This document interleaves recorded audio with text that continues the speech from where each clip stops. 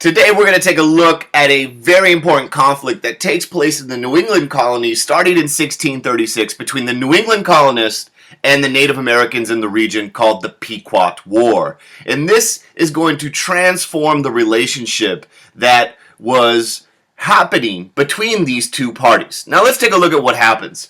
Recall, a little history here. The Pilgrims had arrived in Plymouth in 1620, and remember, the relationship between them and the native people in the area was relatively peaceful.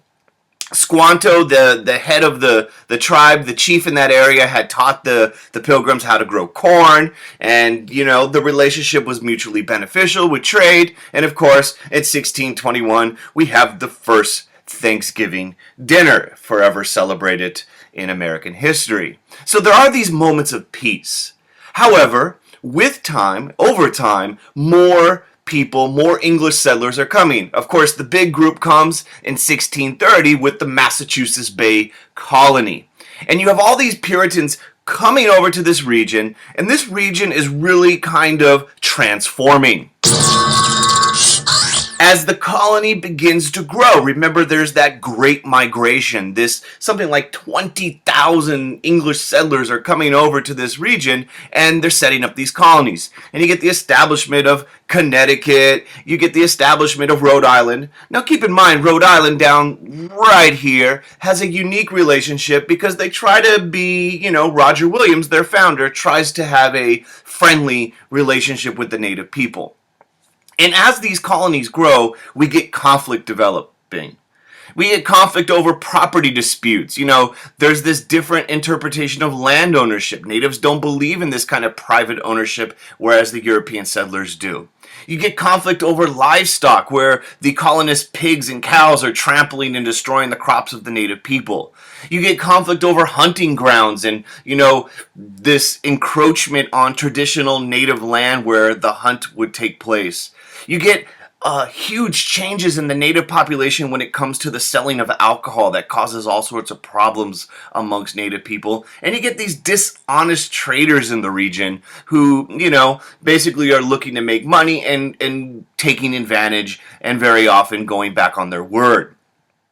So you have this tension developing. Now, something you need to know, and if you take a look at this map, you're going to see some of the different tribes in the regions. These are the different tribes. There's the Pequot, Mohegan, and all these other ones. And the situation is way more complicated than we typically realize because not all these tribes get along.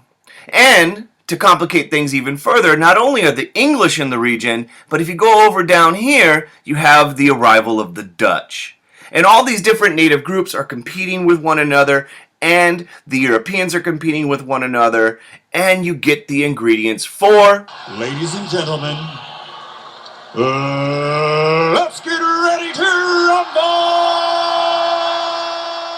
A conflict. And the reason why it's way more complicated is the Pequot are the dominant tribe in this region. And the Pequot basically had traditionally been the economic and political force of this region. Now the English colonists start forming alliances with some of their native neighbors. Particularly these two tribes, the Mohegan tribe and the one you see next to it. I don't want to butcher the name. Now, these two tribes happen to also be traditional competitors, enemies of the Pequot tribe. And they want to maintain dominance over trade with the English colonists. Now, you have all these tensions, this buildup, that had been taking place, but the kind of immediate cause of the conflict happens when a group of colonists, or a couple of colonists, are killed by not the Pequot, but friends of the Pequot tribe. And their deaths, it's some traders out in the interior, by friends of the Pequot, sets off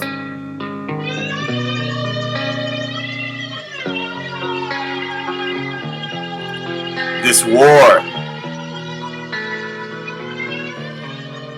There's some negotiation takes place. The Pequot are blamed for the murder. The Connecticut General Court raises a group of men led under the command of John Mason. And of course, John Mason begins his march with his men into this region, looking for any of the Pequot natives to go on a full-on attack. And the big battle takes place along the Mystic River, where English forces and their Native American allies, led by the command of John Mason, surround a Pequot village. And you can see this bird's eye view of the Pequot village. You got the fences around the village. You see right here, you have the two entrances and exits, and the English, along with their native allies, here you got their native allies, the Mohegan tribes and others, they basically set fire to the village. They set fire to the village. There are men, women, and children in the village, and anyone trying to get out is ordered to be shot. And in total, there's anywhere between 400, 500, 600, 700 Pequot Indians killed during this Pequot War. And the most deadly events take place at something called the Mystic Massacre. And this is horrible, this is bad, and eventually the Pequot tribe is crushed.